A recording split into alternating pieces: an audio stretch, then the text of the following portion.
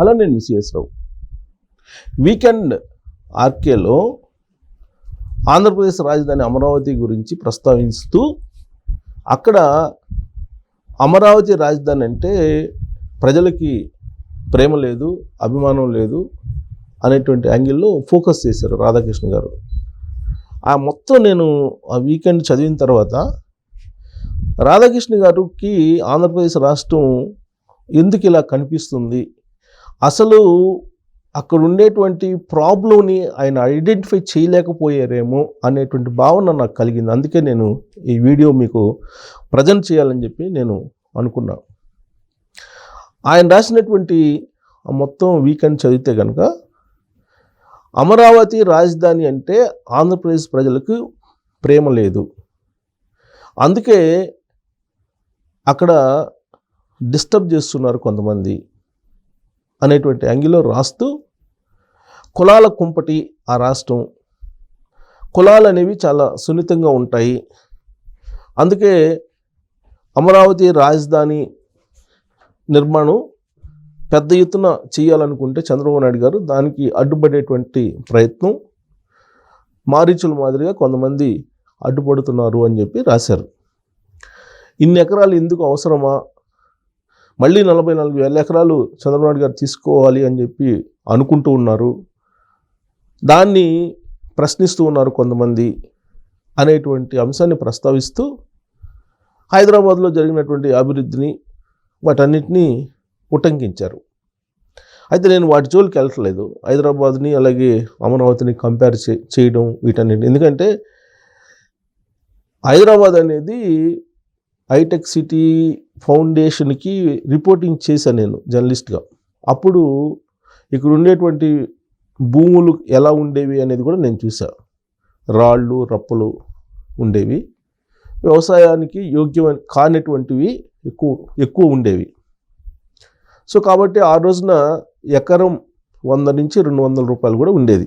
So ఆ రోజుల్లో ఇండస్ట్రీస్ని ఆకర్షించడానికి చంద్రబాబు నాయుడు గారు భూములు ఇచ్చారు. ఇప్పుడు అవి గోల్డ్ మైన్స్ అయిపోయాయి. అక్కడికి వచ్చేటప్పటికి ఆంధ్రప్రదేశ్కి వ్యవసాయ భూములు అవన్నీ అయినప్పటికీ ఇండస్ట్రీస్ డెవలప్ కావాలన్నా, ఉద్యోగాలు కావాలన్నా ల్యాండ్స్ కావాలి, అందుకే తీసి పెడుతున్నారు అని చెప్పేసి రాధాకృష్ణ గారు రాశారు. సో అంతవరకు బాగానే ఉంది. కాకపోతే అక్కడ ఉండేటువంటి రాష్ట్ర ప్రజలకి అమరావతి రాజధాని అన్నా, అమరావతి అన్నా ప్రేమ లేదు అనేటువంటి విషయాన్ని చెప్తూ ఆయన ఆర్టికల్ని తస్మాత్ జాగ్రత్త అంటూ ముగిచ్చారు. ఇది 3 సంవత్సరాల్లో కనుక అది పూర్తి కాకపోతే రాబోయే రోజుల్లో చాలా ఇబ్బంది కలుగుతుంది అనే యాంగిల్లో.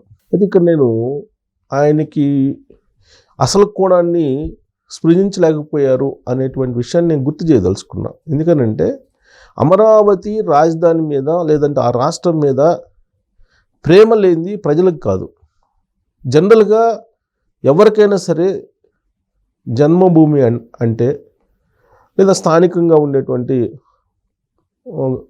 రాష్ట్రం అన్నా, లేదంటే సొంత రాష్ట్రం అన్నా, సొంత ఊరన్నా, సొంత ప్రాంతం అన్నా ఒక అభిమానం ఉంటుంది. అక్కడే ఆంధ్రప్రదేశ్ ప్రజలకు కూడా అభిమానం ఉంటుంది, ఉండకుండా ఉండదు ఖచ్చితంగా. ఇప్పుడు ఆంధ్రప్రదేశ్ రాష్ట్ర రాజధాని కానీ ఆంధ్రప్రదేశ్ మీద కానీ ప్రేమ లేనటువంటి వాళ్ళు, అభిమానం లేనటువంటి వాళ్ళు ఎవరో అని అంటే ఎక్కువ మంది పొలిటీషియన్స్కి, అలాగే సివిల్ సర్వెంట్లకి, అలాగే ఉన్నతాధికారులకి, అలాగే బాగా డబ్బుండి బ్లాక్ మనీ సంపాదించుకొని వ్యాపారాల్లో బాగా లాభాలు గడించి హైదరాబాద్లో స్థిరపడినటువంటి వాళ్ళు. ఎందుకంటే వాళ్ళందరికీ హైదరాబాద్లో భూములు ఉన్నాయి. హైదరాబాద్లో భూములు కొనుగోలు చేశారు అప్పట్లో తక్కువ రేటు ఉన్నటువంటి సమయంలో. ఇప్పుడు గోల్డ్ మైన్స్ అయ్యాయి. హైదరాబాద్ డెవలప్మెంట్ ని కోరుకుంటారు కానీ పాలకులు, లేదంటే ఎగ్జిక్యూటివ్స్, అక్కడ ఉండేటువంటి వాళ్ళు ఎక్కువ మంది, 190 మంది అమరావతి అభివృద్ధి కావాలి, లేదంటే ఆంధ్రప్రదేశ్ అభివృద్ధి కావాలని చెప్పి కోరుకుంటారా వాళ్ళు? అక్కడ ఉన్నటువంటి ప్రజలు కోరుకుంటారు ఖచ్చితంగా. ఓడిపోతేనేమో హైదరాబాదు, గెలిస్తేనేమో అమరావతి, తాడేపల్లి, ఉండవల్లి, లేదంటే అమరావతి, విజయవాడ. ఇది ఓడిపోతే హైదరాబాదు, గెలిస్తే అక్కడ ఉంటారు. మరి వాళ్ళ ఆస్తులు ఎక్కడున్నాయి?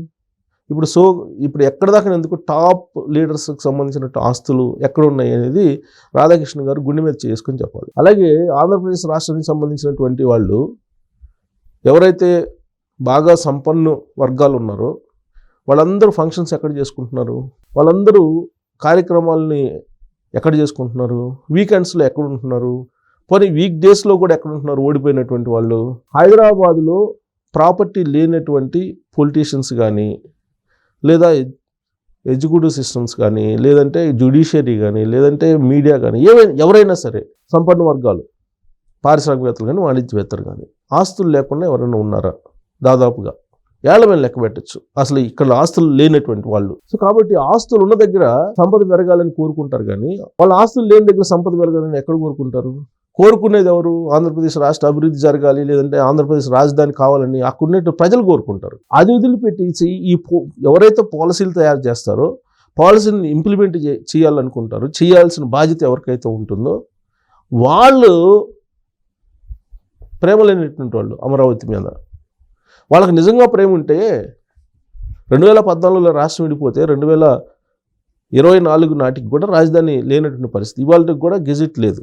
మరి ఎవరికి లేదు చిత్తశుద్ధి? ప్రజలకా, లేకపోతే పాలకులకి, ఎగ్జిక్యూటివ్ సిస్టమ్కా? ప్రభుత్వంలో ఉండేటువంటి వాళ్ళకి, సంపన్న వర్గాలకి అక్కడంటే ప్రేమ లేదు. సో అక్కడ ఉండేటువంటి ప్రజల మీద ఇంకొక అభిప్రాయాన్ని కూడా ఆయన వ్యక్తపరిచారు ఆర్టికల్ ద్వారా. ఏంటి అంటే అదంతా కులాల కుంపటి, కులాలు అనేవి చాలా సెన్సిటివ్గా ఉంటాయి, ఇలాంటి భావంతో రాధాకృష్ణ గారు ఉన్నారు. చాలా సందర్భాల్లో నేను ఆయన ఆర్టికల్స్ని రాస్తున్నప్పుడు ఇలాంటి ప్రస్తావన తీసుకొస్తారు. అలాగే ఇంటర్వ్యూల్లో కూడా ఇదే ప్రస్తావన తీసుకొస్తారు. నేను మోహన్ బాబు గారితో ఒక ఇంటర్వ్యూ రాధాకృష్ణ గారు చేసిన దాన్ని నేను చూస్తే ఆయన ఆ ఇంటర్వ్యూ చేస్తూ మోహన్ బాబు గారు ఏదో మీరు కూడా ఆంధ్ర మూలలే కదా అని అంటే, చిచిచి ఆంధ్రతో నాకే సంబంధం, అది కులాల కొంపటి, చిచి కంపు అని చెప్పి ఈసడించుకున్నాడు ఆంధ్రప్రదేశ్ని. మీరు కావాలంటే ఆ ఇంటర్వ్యూ కూడా మీరు ఒకసారి చెక్ చేసుకోవచ్చు. అంత ఈసడించుకునేటువంటి ఆంధ్రప్రదేశ్కి సంబంధించినటువంటి రెవెన్యూ లేదంటే సంపద మీరు ఇప్పుడు మీడియా రూపంలో తీసుకోవట్లేదా? మరి మీరు ఆంధ్రప్రదేశ్కి ఏం చేశారు? మీరు ఏమన్నా అక్కడ ఇండస్ట్రీ పెట్టి, అక్కడ మీడియా హౌస్ పెట్టి డెవలప్ చేసేయడానికి ప్రయత్నం ఏమైనా చేస్తున్నారా? అంటే మీరు ఇన్వెస్ట్మెంట్ పెట్టకపోతే నేను పెట్టమని కూడా నేను సజెస్ట్ చేయట్లా మిమ్మల్ని. కాకపోతే అక్కడ ఉండేటువంటి రాష్ట్రాన్ని, అక్కడ ఉండేటువంటి రాష్ట్ర ప్రజల్ని ఇంకో కోణంలో చూపించేటువంటి ప్రయత్నం చేస్తున్నారేమో అనేటువంటి భావన ఆ వీకెండ్ని చదివితే నాకు అనిపించింది. కులాల ప్రస్తావన లేనటువంటి రాష్ట్రాలు ఏమున్నాయి భారతదేశంలో? ఏ రాష్ట్రం అయినా సరే కులాల ప్రాతిపదికన కాకుండా ఎన్నికలు జరిగిన సందర్భాలు ఉన్నాయా? కాకపోతే కొంచెం ఎక్కువ తక్కువ ఉండొచ్చు. తెలంగాణ తీసుకోండి, తెలంగాణలో కులాల ప్రస్తావన లేదా? బీసీల పోలరైజేషన్ అని చెప్పి సభలు పెడుతుంటే సక్సెస్ అవుతున్నాయి కదా. మరి రెడ్లకు సంబంధించి ఇక్కడ కులాల ప్రస్తావన పటేల్ పట్వారీ అనేది రెడ్ల యొక్క ఆధిపత్యంలో ఉంది అని చెప్పే కదా ఎన్టీ రామారావు గారు పటేల్ పట్వారీ వ్యవస్థను తీసేసింది.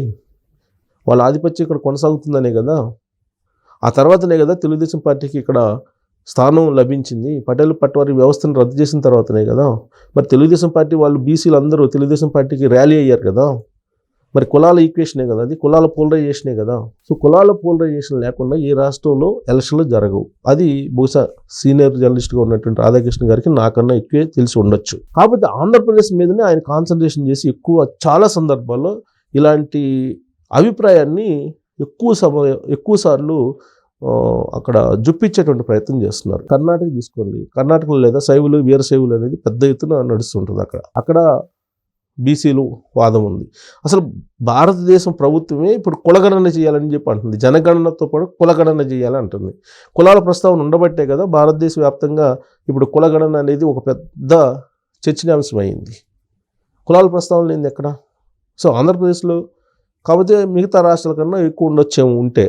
అంత మాత్రం చేత కుల గొడవలతోటి అక్కడ కొట్టుకొని రాష్ట్ర అభివృద్ధిని లేదంటే రాజధాని అభివృద్ధిని ఆపేస్తున్నారు అనేటువంటి భావం ఏదైతే ఉందో అది బహుశా పునరాలోచన చేసుకోవాలి ఆయన. రాష్ట్ర రాజధాని కానీ లేదా రాష్ట్ర అభివృద్ధి కానీ ఆగిపోవడానికి కారణం హైదరాబాదులో అక్కడ ఉన్నటువంటి పాలకులు, ఎగ్జిక్యూటివ్ సిస్టమ్ కంప్లీట్గా 4 ఎస్టేట్స్ ఏదైతే ఉందో 4th ఎస్టేట్తో సహా సమాజానికి ఉన్నటువంటి 4 పిల్లర్స్ ఏవైతే ఉన్నాయో, లెజిస్లేషన్ అంటే శాసన, నిర్వహణ, న్యాయ, మీడియా, ఈ 4 వ్యవస్థలకు సంబంధించినటువంటి వాళ్ళ ఆస్తులు హైదరాబాద్లో ఉన్నాయి. కాబట్టి వాళ్ళకి హైదరాబాద్ మీద ఉన్నటువంటి ప్రేమ అమరావతి మీద, ఆంధ్రప్రదేశ్ మీద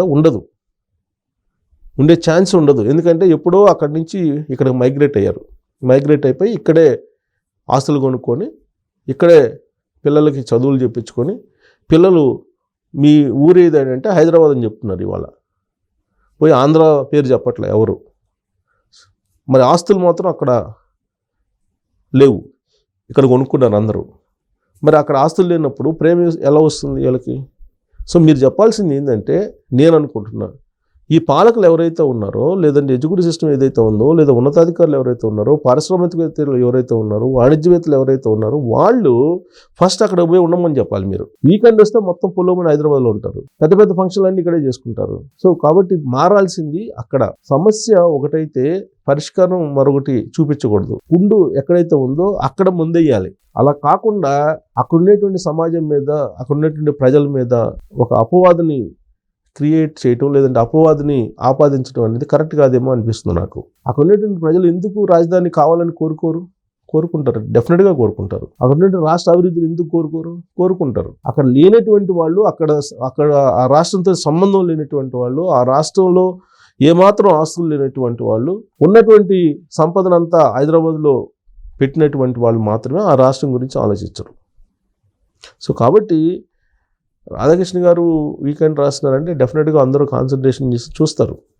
నేను చూసినప్పుడు నాకు ఇవాళ ఆయన రాసింది బహుశా అది కోణంలో ప్రొజెక్ట్ చేశారేమో అనిపించింది నాకు.